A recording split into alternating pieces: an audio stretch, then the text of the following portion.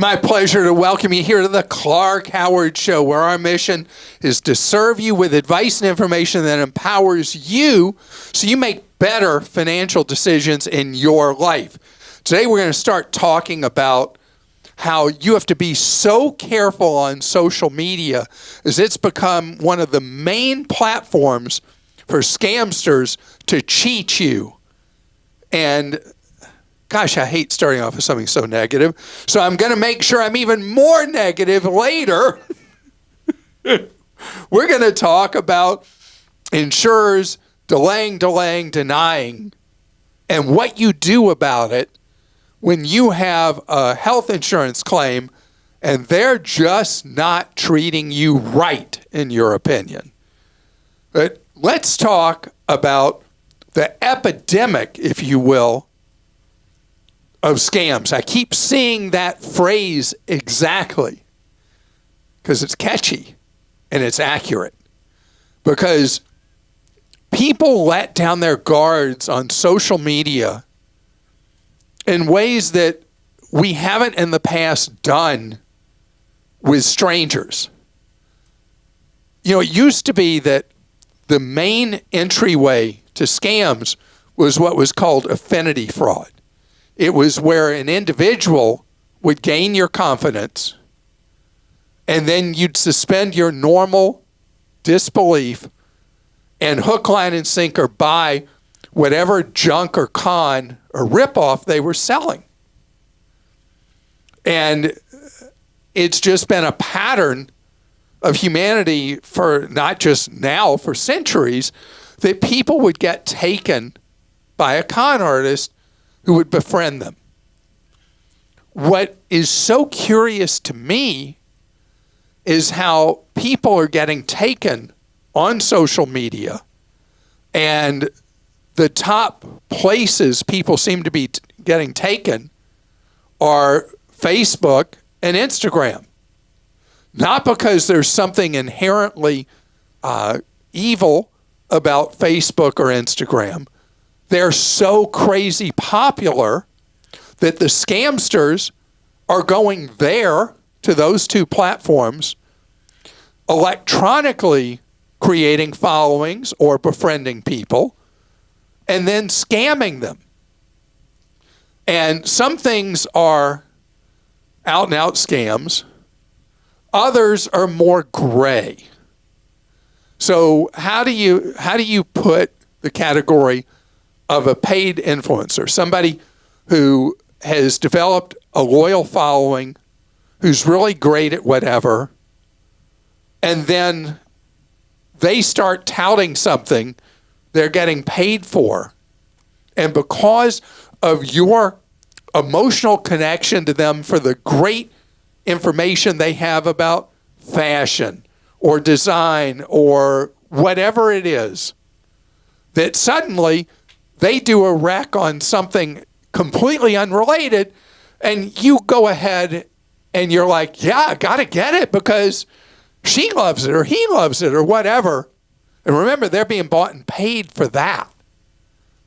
They don't know they're scamming you many times, but the result is the same. And then don't get me started on the finfluencers.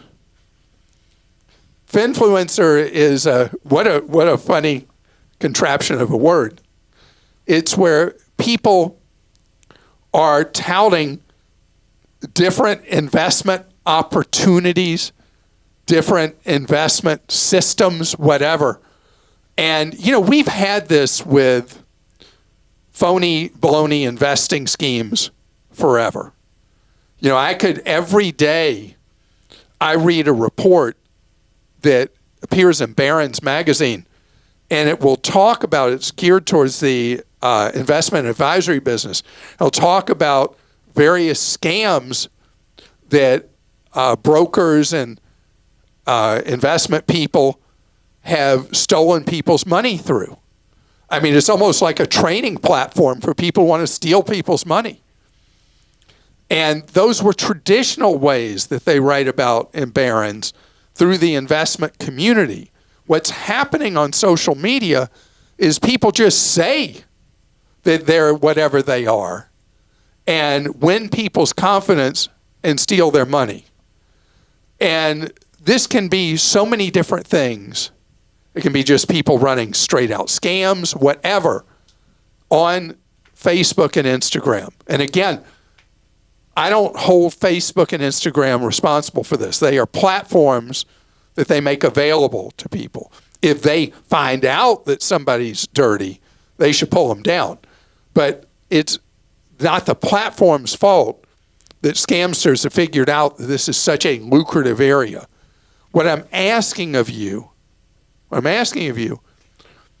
is for you to be skeptical when people start befriending you on Facebook, or you really get caught up following somebody on Instagram, and you end up, before you know it, with money of yours that ends up being money of theirs.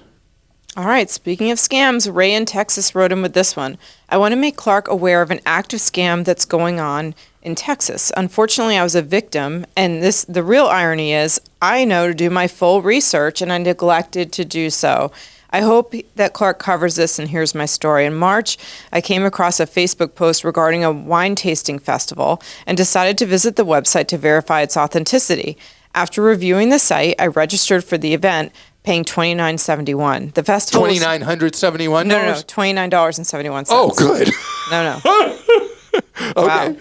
You could buy that's a cheap lesson from a scam if this is going to turn out to be a scam. Yeah. The festival was scheduled for April 26th of this year. However, on April 25th, I received an email from the company informing me the event had been canceled.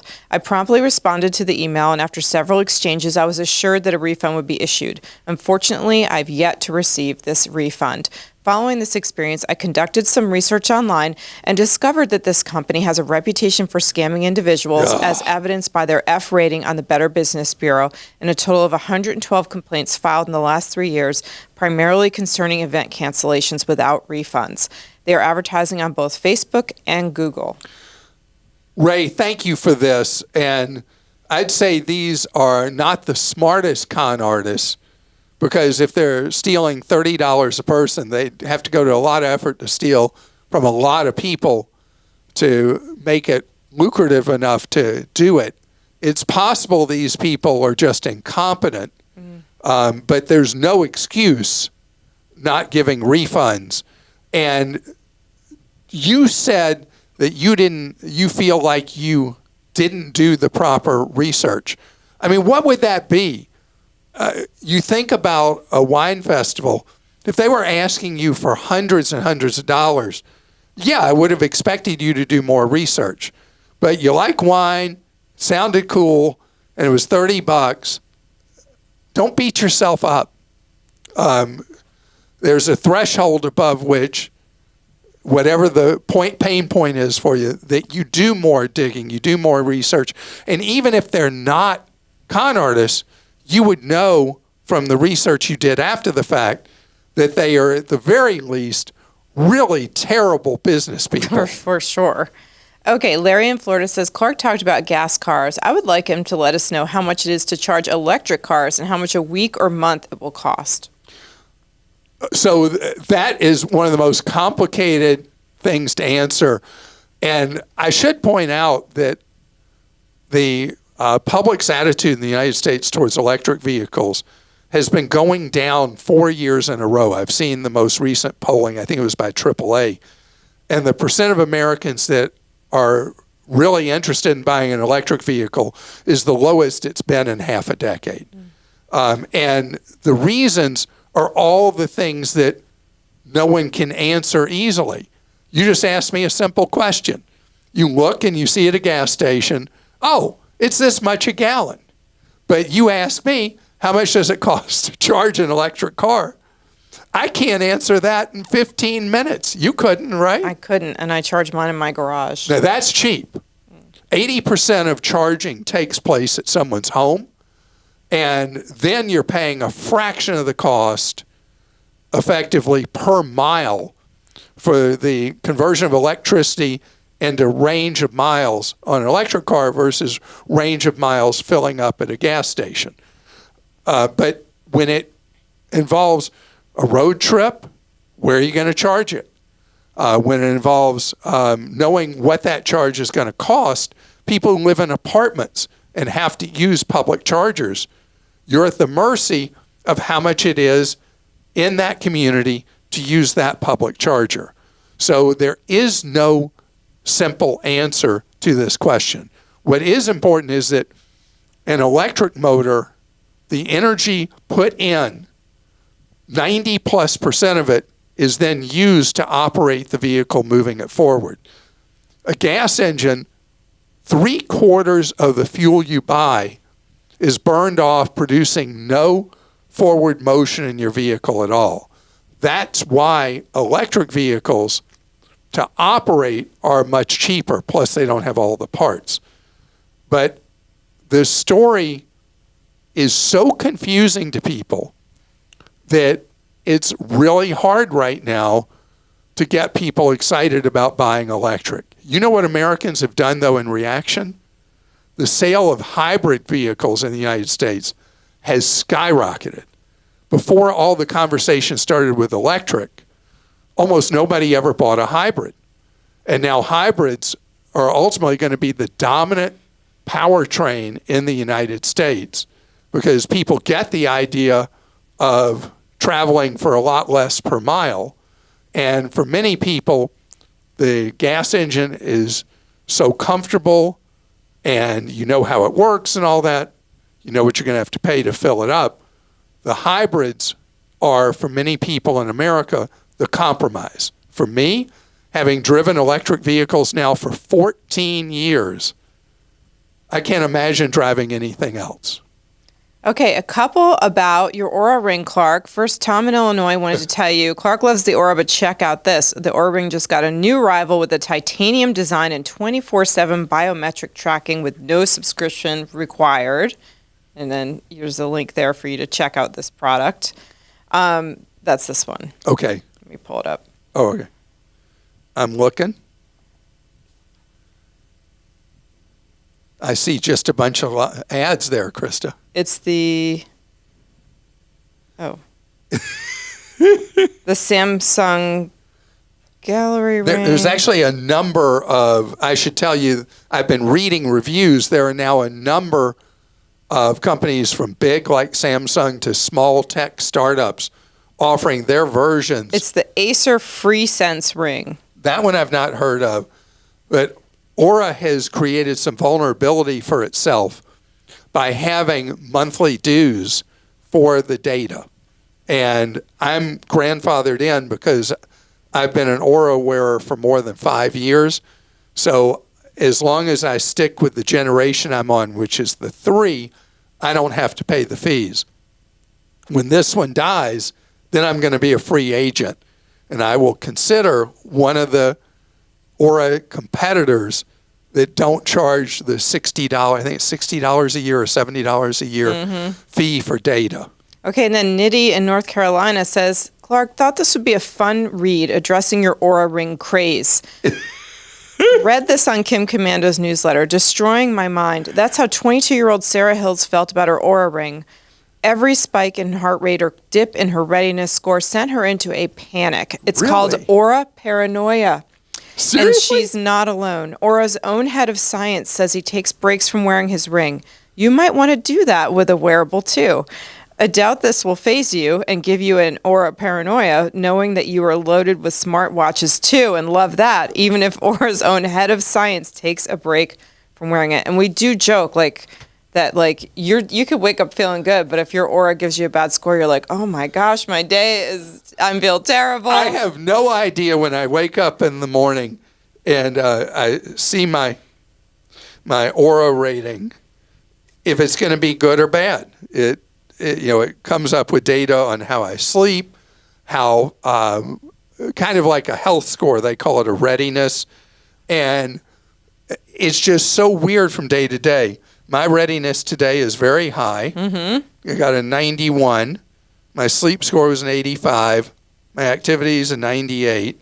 My heart rate's really high right now, but it was not Maybe overnight. because you have Oura paranoia. But my resting heart rate, look at it day by day. I had terrible numbers yesterday, and my overnight heart rate was high. But generally, I found that I'm competitive with myself anyway, and the Oura is like a game for me, and I don't develop Oura paranoia. I think you need a smartwatch and Oura detox like weekend, where you just don't have any of it. You don't worry about your There you go, Christa. sometime. There's this All one. right, tearing them in. This is There's this which one. one's this? The Samsung. Samsung. This Give is me the your Garmin. Garmin. I've been Garmin longer than anything else. And your Oura. There's my Oura. All right. Okay. Here's my See how if you brain. can go 24 hours. I'm not feeling any bad reaction to it at all. No, I guess that's true. That it would be helpful for me to detox from all the overload of data I look at every day. Oh my God, you're getting dings on both of these watches right now. Wow. Really? This is very distracting. Really? Yeah. I don't even notice that they're dinging or anything. All Okay. right. We're going to see if I can go. We'll try an experiment. We'll see if I can go 24 hours without any tracking at all. Okay. Maybe that's when I'll go crazy. I know. With no tracking devices. Clark goes dark. We'll see. Coming up ahead, this is not a laughing matter because I wear this stuff for health. How about when you're sick and then you get the bill? Then you get a lot sicker. What do? You spend a lot of money for health insurance, or your employer is spending a lot of money for health insurance. You only see part of that with the portion they bill you for it. And then you got co-pays and deductibles and blah, blah, blah, blah, blah. And then the chips are down. And you need care. Or you receive care, and then you get a denial for payment. Or a refusal to approve something. Do you know that the best guess in the industry is roughly 1 in 6 claims are now denied by health insurers? 1 in 6. This is a game on their part.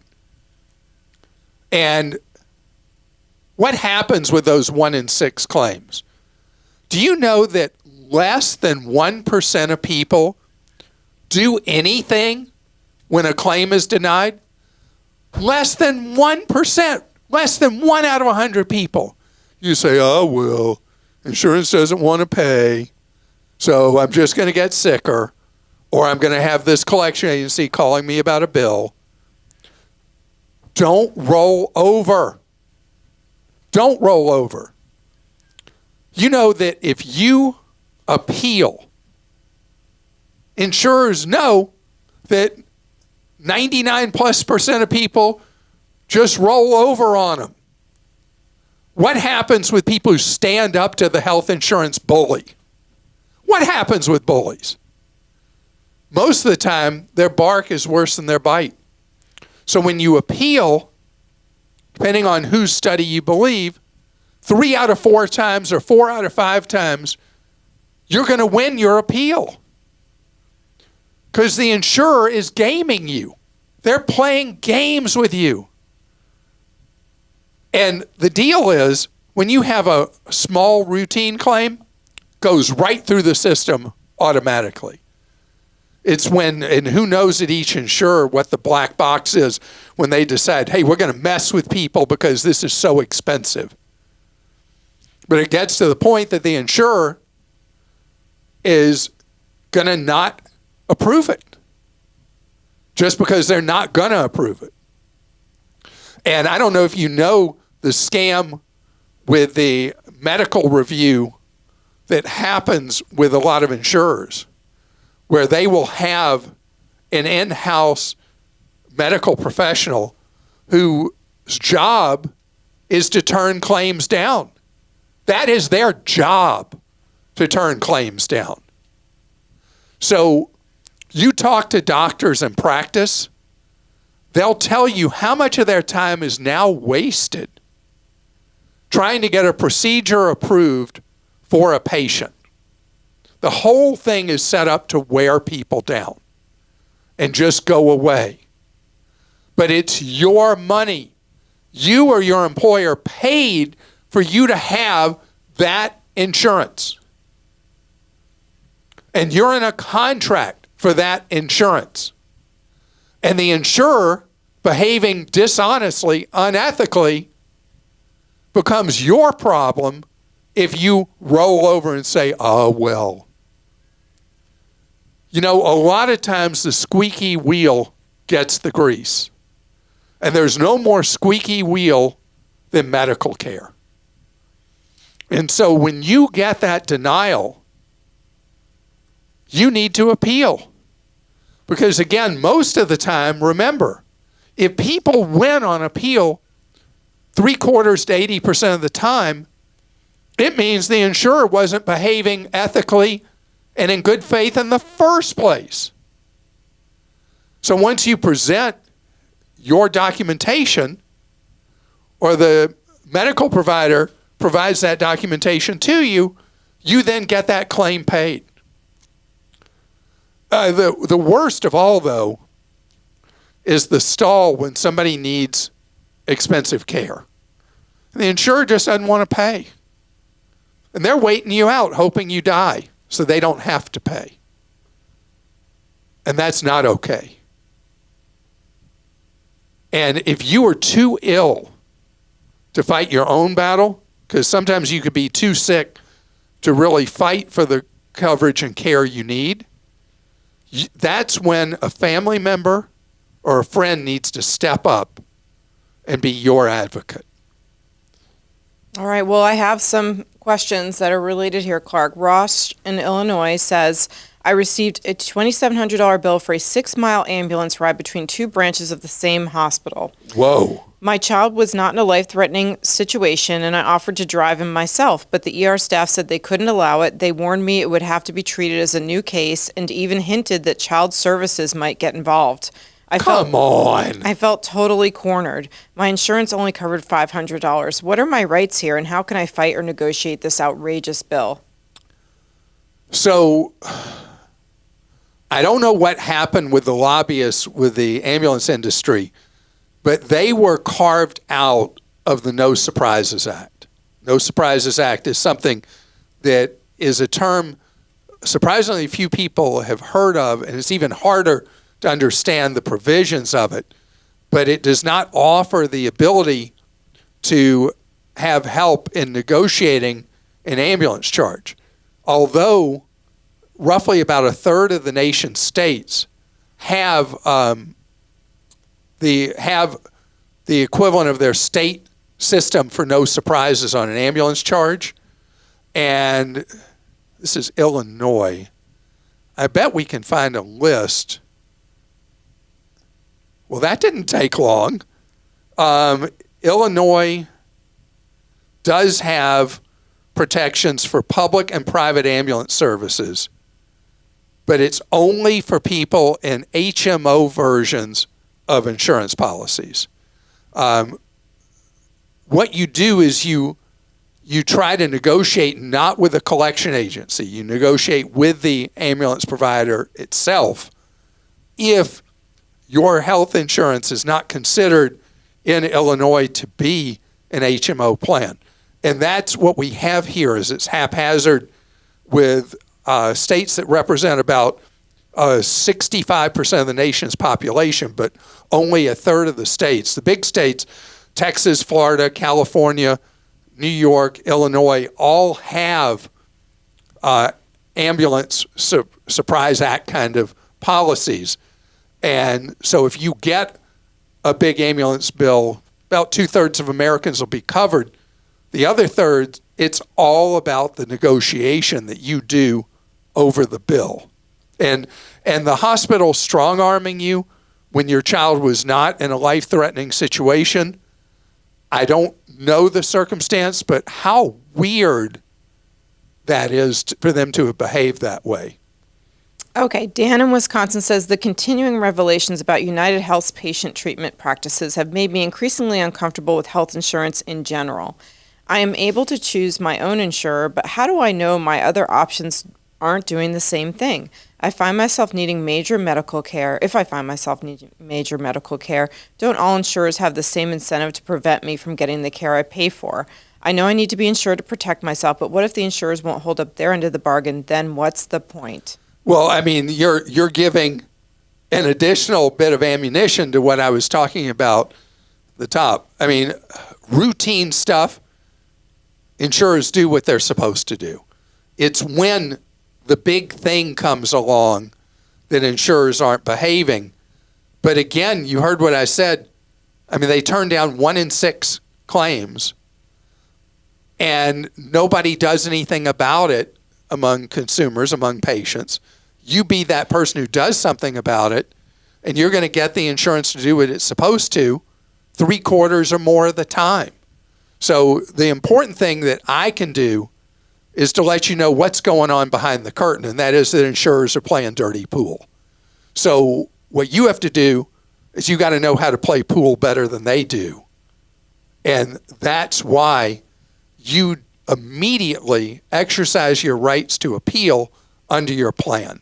Period. I mean, That's what's involved. I have to just quick success story for me on this, and I have more to appeal that I haven't yet for my daughter, but my son, I submitted a bunch of bills from a provider and they rejected it, and I called and they just said they were looking at it and trying to figure it out, and they just said, well, and I said, no, I provided everything. She said, the reason stated is that you didn't provide dates of service on this. So I pulled up the document. I was like, they're on there. And she pulled it up and she was like, oh, they are. Resubmitted it, and now we just got finally paid months later. It's just, you just don't know the reason. So it's just frustrating. Well, the reason is that they're playing dirty. I mean, that's the reason.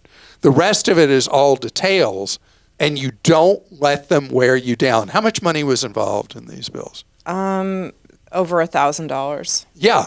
Do you have $1,000 just to say, well over it? You don't. You fight for yourself. And really, the problem is the financial incentives are wrong. In capitalism works best when financial incentives are aligned. But the system we have right now for healthcare in the United States, all the financial incentives are misplaced. Hospitals, their only incentive is to run up as big a bills as they possibly can. Insurers' incentive is to not pay for anything that they can avoid paying for. Both are completely wrong. And so we have a health system that's too expensive, too hard to use, and too difficult for patients to navigate. And so we've got some work to do here. We got to make this work. It's almost 20% of the U.S. economy now. Any other country, the largest that healthcare spending is, I think, is 8.5%. Tim in Florida says, Clark, I recently had a medical emergency that required a 911 call and transport to the hospital. I have insurance, but I would find out several days later after being discharged that the hospital I was taken to is out of my insurance plan's network. I was in the hospital for 3 days. Had this been an in-network, my deductible would have been $3,000, which I actually paid while I was in the hospital. Since I was out of network, my deductible is $9,000. So basically, because I was taken to an out-of-network hospital, I'm on the hook for the additional $6,000. This seems very unfair, as I had no say at all as to which hospital I was being taken to. I've tried to negotiate with the hospital concerning the bill, and all they will do is allow me to set up a payment plan. I've been making very small monthly payments, but not the $250 a month the hospital is asking for. Now they are threatening to send my outstanding bill to collections. So, Tim, you're a little late in this game, and the fact that you're writing means that you recovered, and I'm glad for that. But you were exactly what the No Surprises Act was designed for, and specifically covers your situation. I want you to look up the No Surprises Act. There are lots of medical advocacy organizations that explain how you use the No Surprises Act to deal with this bill. And the reality is your insurer and the hospital are not on your side here, because it seems that nobody has considered where the No Surprises Act fits and what you should be out of pocket here. So I think, No Surprises Act, again, is complicated. I think that you are not liable for this extra $6,000, but you're going to have to look at your situation and see if, in fact, the bill does step in for you in this case. The bill meaning the No Surprises law. So another quick thing, Clark, that I've noticed, and I'm wondering what your take is on this, is that if you go to an out-of-network doctor, for example, 2 examples here, my therapist doesn't take insurance, so I pay her $170 if I go see her. Or my son went to a medical doctor who's an expert, not in network, I have to pay $250 up front. So both of those I pay for up front. I file insurance, and they claim, the EOBs, explanation of benefits, say, we saved you, we negotiate, we saved you this much money. Like, say it's $100 on the $170 charge. So your responsibility is $70, and so toward your high deductible, you've paid $70. But really, I've paid $170. So why do they do that for everyone? Same thing with my son's medical doctor. They're like, oh, that should only be $100, so you've paid $100 out of your deductible, but really I've paid $250. What is that? Well, because you went out of network, your coverages are not nearly as generous. Right, and they're not really negotiating on my behalf. That's kind of the sentence that kills me, because I'm like, you didn't negotiate anything, right? Is that crazy? I guess that's pretty much true. Okay, anyway, sorry. This is my beef. Again, healthcare in the United States is inefficient and crazy costly, and nobody's happy with it. Providers aren't happy with it. Consumers aren't happy with it. That's what I call patients. We're consumers. Yes. Employers aren't happy with what it's costing them. And where are the guts and the politicians to do something about it? You don't hear anything about it, do you? No. Yeah. So I'm ready to fix it. I knew how. I know, really. I'm ready to take it on. And by the way, if you tuned in only to part of our podcast, because you start at the top, but maybe you skip forward, and you see I'm naked here. Those of you on the YouTube show, you see I'm naked. No ring, no watches, all my devices. You're having a digital, not a total digital detox, because you still have your phone, but you're detoxing from your wearables for 24 hours. And what did you say when we went into the break after I took your devices? I said, I don't know if I can handle it. You said it in a very high-pitched, whiny voice. You did. You're so mean. You're so mean. Oh, well. Do my steps even count anymore? They don't count. Am I even walking? I'm not. Okay. Well, on that lighter note, thank you so much for joining us today on the podcast and the YouTube show. I hope that you heard something today, learned something today that's useful to you in your life, and know what we're about with everything we do is just that you gain ideas, that you gain empowerment so that you can save more, spend less, and avoid getting ripped off. And have a great rest of your day.